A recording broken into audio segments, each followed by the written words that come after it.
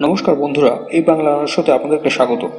বন্ধুরা, এই সময় ভারতে ব্রিক্স সামিট অনুষ্ঠিত হচ্ছে, আর ঠিক এই সময় ভারতের একটি বিরাট বড় জাহাজ MV Haji Ali Strait of হরমুজের কাছে ড্রোনের সাহায্যে অ্যাটাক করে ডুবিয়ে দেওয়া হয়েছে। আর ভারত সরকার এই জাহাজের উপর হামলার ঘটনায় ব্যাপক ক্ষুব্ধ এবং এই ঘটনার কড়া নিন্দা করা হয়েছে। কিন্তু কথা হচ্ছে, কারা ভারতের এই জাহাজের উপর হামলার ঘটনাটি ঘটিয়েছে তা কেউ জানে না, এবং কার নিন্দা করা হচ্ছে তাও কেউ জানে না। এমনকি আরব দেশগুলি যেমন ইউএই, ইউনাইটেড নেশনসও এই ঘটনার নিন্দা করেছে, কিন্তু তারা কার নিন্দা করছে তাও কেউ জানে না। তো বন্ধুরা, আপনারা হয়তো ভাবছেন যে এই কাজটি একটি দেশই করে থাকতে পারে, সেই দেশটি হলো ইরান।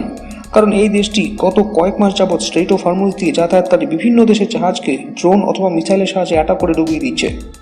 কিন্তু তা হওয়ার সম্ভাবনা অনেক কম, কারণ ইরানের বিদেশমন্ত্রী এই সময় ব্রিক্স সামিটে যোগদান করতে ভারতেই রয়েছেন, এবং ব্রিক্স সামিটে ভারতে থাকাকালীন ইরান ভারতের জাহাজে হামলা চালাবে সেই সম্ভাবনা অনেক কম। তাহলে কি এই হামলার ঘটনাটি ইউএই করিয়েছে? না, তাও না। কারণ পিএম মোদি ইউএই সফরে রয়েছেন এবং অনেক বড় বড় ডিল করছেন। এই সময় ইউএই ভারতের জাহাজের উপর হামলার মতো কাজ করতে পারে না। তো বন্ধুরা, চলুন জেনে নেওয়া যাক খবরটি সম্পর্কে বিস্তারিতভাবে।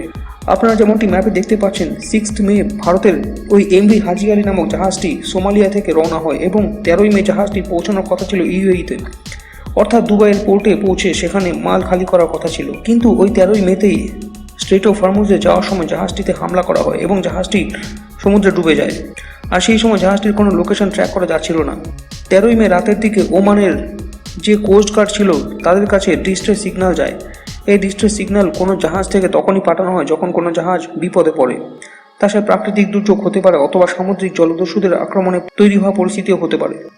ওমানের কোস্ট গার্ডের নৌসেনারা তখন দেখতে পায় যে ভারতের ওই জাহাজের ক্রু মেম্বাররা সমুদ্রের তীরে জীবন বাঁচানোর জন্য কাতর আর্জি জানিয়ে এদিক ওদিক হাতড়াচ্ছে।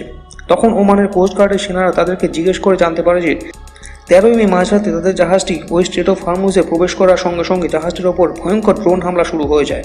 আর তখন ওই জাহাজটি খুব বাজেভাবে ড্যামেজ হয় এবং জাহাজের ক্রু মেম্বাররা তাদের করুণ পরিস্থিতির কথা জানিয়ে বিপদ সংকেত পাঠানোর সুযোগটিও পায়নি, এবং তারা ছোট ছোট টিউব নিয়ে সমুদ্রে ঝাঁপ দিয়ে নিজেদের প্রাণ বাঁচানোর জন্য।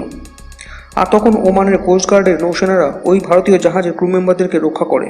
কিন্তু ওই হামলাটি অ্যাকচুয়ালি কারা করেছে সেই বিষয়ে অনেক গুজব ছড়াচ্ছে। কেউ বলছে এই হামলাটি করিয়েছে আমেরিকা, যেহেতু ইরান ব্রিক্স সামিটে অংশ নিতে ভারতে এসেছে এবং ভারত এবং ইরানের মধ্যে সম্পর্ক খারাপ করার জন্য তারা এই কাজটি করেছে। কেউ বলছে এই হামলাটি ঘটিয়েছে ইউএই, যাতে ভারত এবং ইরানের মধ্যে সম্পর্ক খারাপ হয়। কিন্তু আমি আপনাদেরকে এমন কিছু বলবো যাতে বোঝা যায় যে হামলাটি কে করেছে।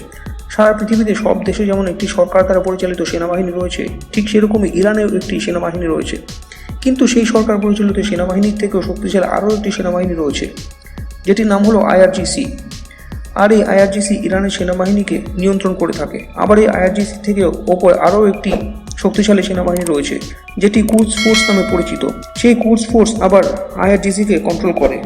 আর এই সেনাবাহিনীর গ্রুপগুলি একাধিক মেজর জেনারেলের দ্বারা পরিচালিত হয়।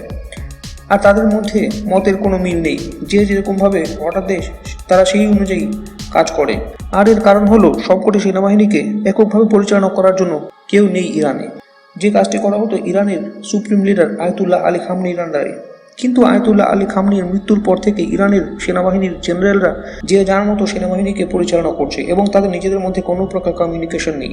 সেই জন্য ইরানের সরকারের তরফ থেকে, অর্থাৎ ইরানের বিদেশমন্ত্রী অথবা ইরানের রাষ্ট্রপতি যদি ঘোষণা করে যে ভারতের যে সমস্ত জাহাজ স্ট্রেট অফ হরমুজ দিয়ে যাতায়াত করবে তাদের ওপর ইরান কোনো প্রকার বাধা দেবে না অথবা হামলা চালাবে না, কিন্তু তবুও ভারতীয় জাহাজের ওপর ইরানের তরফ থেকে হামলা চালানো হয় ইরানের রাষ্ট্রপতি অথবা বিদেশ মন্ত্রকের নির্দেশকে অমান্য করে। অর্থাৎ ইরানের সেনা এবং সরকারের মধ্যে এক প্রকার ক্ষমতা দখলের লড়াই চলছে। এমনকি ইরানের সেনা আইআরজিসি তাদের প্রেসিডেন্ট এবং বিদেশমন্ত্রীকে নিয়ে বিভিন্ন প্রকার ব্যঙ্গ বিদ্রুপ করে সোশ্যাল মিডিয়াতে পোস্ট করতেও দেখা গেছে।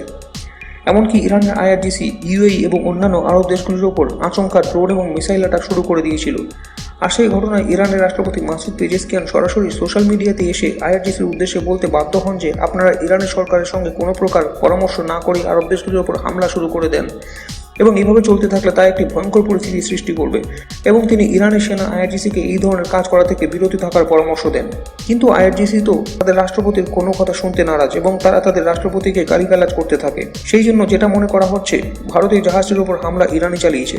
কিন্তু যেহেতু ইরানের বিদেশমন্ত্রী ভারতে রয়েছেন, সেই জন্য ভারত ইরানের বিরুদ্ধে সরাসরি কোনো প্রকার স্টেপস নিতে পারছে না, কারণ তাহলে তা ইরানের বিদেশমন্ত্রীর জন্য একটি চরম এম্বারাসিং সিচুয়েশন হবে।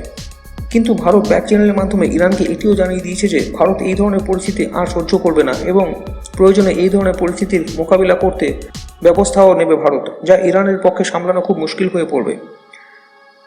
তো বন্ধুরা, এই বিষয়ে আপনাদের কি মতামত তা কমেন্ট করে জানান এবং ভিডিওটি ভালো লাগলে লাইক করে চ্যানেলটিকে সাবস্ক্রাইব করুন। ধন্যবাদ।